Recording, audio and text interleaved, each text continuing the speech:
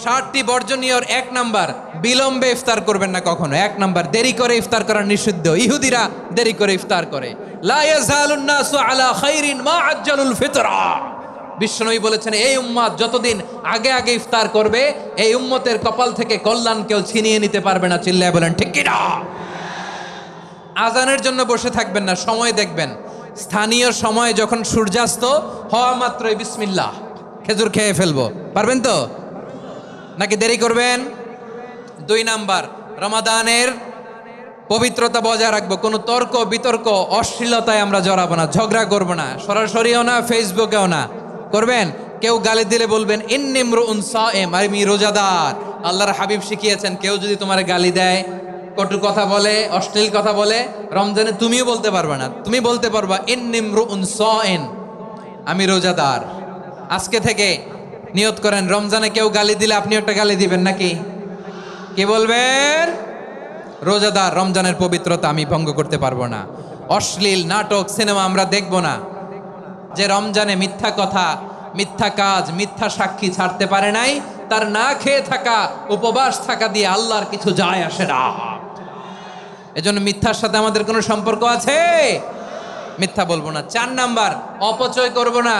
ইন্নাল মুবাযযিরিনা কানু ইখওয়ানা শায়াতিন ওয়া কানা শাইতানু লিরাব্বিহি কাফুরা।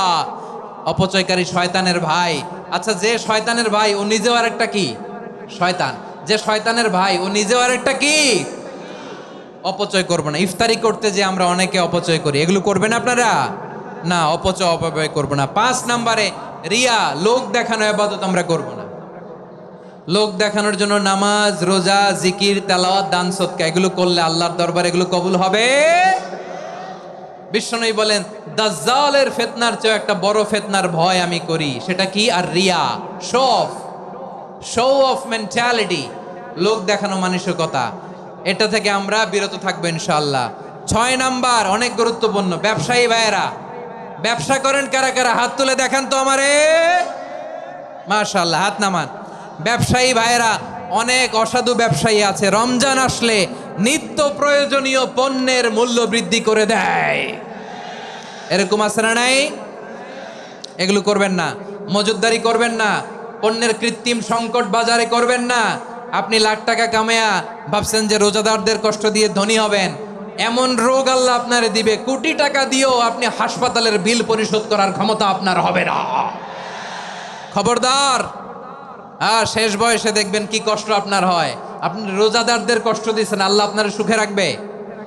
আল্লাহর দোহাই লাগে, আমার ব্যবসায়ী ভাইয়েরা এটা করবেন না। আরব বিশ্বে আমরা দেখেছি, আরব বিশ্বের ব্যবসায়ীরা সারা বছরে ব্যবসা করে, রমজানে ভর্তুকি দেয়। আর আমার দেশের কিছু অসাধু ব্যবসায়ী রমজানে গলাকাটা ব্যবসা করে আর সারা বছর সইটার উপর দিয়ে চলে। চিল্লায় বলেন ঠিক কিনা?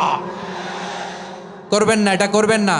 নিত্য প্রয়োজনীয় পণ্যের মূল্য বৃদ্ধি করা হারাম, পণ্যের কৃত্রিম সংকট তৈরি করা হারাম, মজুদদারি করা হারাম, রোজাদারদেরকে কষ্ট দেয়া হারাম, এটা করবেন না।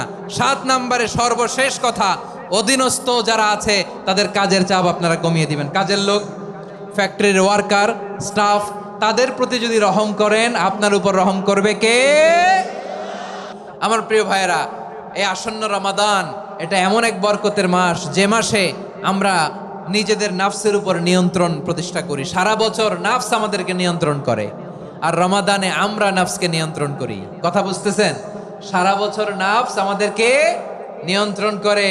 এই যে এখন আমার খেতে মনে চাইলে যে খেজুর রাখা, আমি খেজুর খেতে পারবো, নাটস আছে, বাদাম খাইতে পারি।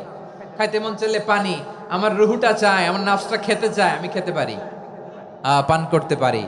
বিবাহিতরা দিনের বেলায় স্ত্রীর সাথে মেলামেশা করতে চাইলে করতে পারে, কিন্তু রমাদানে দিনের বেলায় খেতে মনে চায় কিন্তু আমরা খাই। আমার প্রবৃত্তি খেতে চায় কিন্তু প্রবৃত্তির কথা আমরা শুনি, কথা কয় না। রমজানে খেতে মন চাইলে আমরা খাই, তৃষ্ণায় গলা ফেটে যায়, গলার ছাতি ফেটে যায়, কিন্তু এক ঢোক পানি কি আমরা গিলি? বিবাহিতরা দিনের বেলা স্ত্রীর সাথে কি মেলামেশায় যায়? না। তার মানে সারা বছর নফস আমাদেরকে নিয়ন্ত্রণ করে, আর রমাদানে নফসের উপর আমরা নিয়ন্ত্রণ প্রতিষ্ঠা করি। নফসের লাগাম আমরা রমাদানে টেনে ধরে। চিল্লায় বলেন ঠিক কিনা? এজন্য আমার প্রিয় ভাইয়েরা, নফসের উপর নিয়ন্ত্রণ নিতে চাইলে রমাদানের রোজার কোনো বিকল্প নাই। এটা এমন মাস যে মাসের ফজিলতেরও কোনো শেষ নাই। এই মাসকে বলা হয় দ্য মান্থ অফ হোপ। এটা আশা জাগানিয়া মাস। রমজানের কথা শুনলেই আশা জাগে না হৃদয়ে? হ্যাঁ, ইদা জা রমাদান ফুতিহাত আবওয়াবুস সামা ওয়া গুল্লিকাত আবওয়াবু জাহান্নাম ওয়া সুফিদাতিশ শায়াতিন। রমাদান আসলে আকাশের দরজাগুলো খুলে দেয়া হয়, মানে জান্নাতের। জাহান্নামের দরজাগুলোকে লক করে দেয়া হয়, শয়তানকে চেইন আপ করা হয়। ইবাদত করলে শুধু করতেই মনে চায়। চিল্লায় বলেন না সুবহানাল্লাহ। রমজানে ইবাদতে যেই মজা পাওয়া যায় সারা বছর অন্য কোনো মাসে এই মজা আপনি পান? আমার চাঁপাইনবাবগঞ্জের ভাইরা আওয়াজ করে বলেন না, রমজানে ইবাদতে যেই মজা অন্য মাসে এটা পান? কারণ রমজানে ইবাদত করলে সওয়াবও বেশি, ইবাদতের একটা পরিবেশ থাকে, ঠিক কিনা বলেন? অন্য মাসে ইবাদত করলে এর সওয়াব পাওয়া যায় গাণিতিক হারে, রমজানে ইবাদত করলে সওয়াব বাড়তে থাকে জ্যামিতিক হারে। সুবহানাল্লাহ কইবেন না? অন্য মাসে সওয়াব বাড়ে গাণিতিক হারে, রমাদানে ইবাদত করলে সওয়াব বাড়ে কিভাবে জ্যামিতিক হারে বাড়ে দেখেন। রমাদানে একটা নফল করলে ফরজের সমান সওয়াব, একটা ফরজ করলে 70 থেকে 700 গুণ সওয়াব, রমজানে উমরা করলে হজের সমান সওয়াব। সুবহানাল্লাহ নাই? দ্য মান্থ অফ হোপ, আশা জাগানিয়া মাস। এই মাস আমাদেরকে হোপফুল করে, আশাবাদী করে। রমাদান যেমনি দ্য মান্থ অফ হোপ, আশা জাগানিয়া মাস, এট দ্য সেম টাইম এই রমাদান হচ্ছে মান্থ অফ ওয়ার্নিং, একটা ওয়ার্নিং এর মাস। নবী যেমনি আশা জাগাইছে আবার ওয়ার্নিং দিয়েও গেছে, খবরদার। ওয়ার্নিংটা কেমন? আল্লাহর হাবিব সাল্লাল্লাহু আলাইহি ওয়াসাল্লাম মসজিদে নববীর ভেতরে হঠাৎ তিনি মসজিদে নববীর মিম্বারে পা রেখে বললেন আমিন। দ্বিতীয় ধাপে পা রেখে বললেন আমিন, তৃতীয় ধাপে পা রেখে বললেন আমিন। সাহাবারা অবাক হয়ে বললেন ইয়া রাসূলুল্লাহ, ইয়া হাবিবাল্লাহ, 3 বার শুধু আমিন আমিন পড়লেন, কেন পড়লেন আমরা কিছু জানি না, আমাদেরকে জানিয়ে দেন কেন আপনি 3 বার আমিন বললেন। রাহমাতাল লিল আলামিন আল্লাহর হাবিব বললেন, ও আমার প্রাণের সাহাবীরা, আমি যখন মসজিদে নববীর মিম্বারের প্রথম ধাপে পা রেখেছি, সাইয়েদনা জিবরিল এসে আমাকে বলেছে, ও নবী, আপনার নাম শুনে যে ব্যক্তি আপনার উপর দুরূদ পড়ে না তার ধ্বংস। আপনি বলেন আমিন। আমি বলেছি আমিন।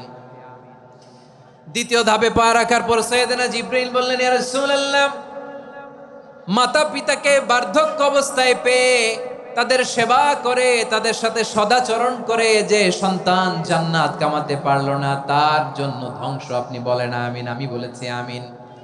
আবার মিম্বারের তৃতীয় ধাপে ঠিক যখনই আমি পা রাখলাম, সাইয়েদনা জিবরাইল বললেন, নবী, রমজান মাস পাওয়ার পরে এই মাসে ইবাদত করে যে ব্যক্তি নিজের গুনাহ মাফ করাতে পারলো না তার জন্য ধ্বংস। আপনি আওয়াজ করে পড়েন আমিন। কত বড় ধমক, কত বড় ওয়ার্নিং দেখছেন। যে রমাদান পেয়েছে কিন্তু রমাদানের ইবাদত করার মধ্য দিয়ে সে নিজেকে জাহান্নাম থেকে মুক্ত বানাতে পারলো না, তার উপর আল্লাহ লানত, তার জন্য ধ্বংস। সাইয়েদনা জিবরাইল বলেছেন আমিন, স্বয়ং বিশ্বনবীও বলেছেন আমিন। আওয়াজ করে পড়েন নাউযুবিল্লাহ। তাহলে রমজান আসবে আর আমরা নিজেদেরকে জাহান্নামীদের লিস্ট থেকে নাম কাটিয়ে জান্নাতীদের লিস্টে উঠাতে পারবো না। এর চেয়ে বড় হতভাগা কি আর কেউ থাকতে পারে? আওয়াজ করে বলেন। তাহলে রমাদানের এই রহমত, বরকত, মাগফিরাত, ফজিলত আমাদের কামাই করার দরকার আছে না নাই?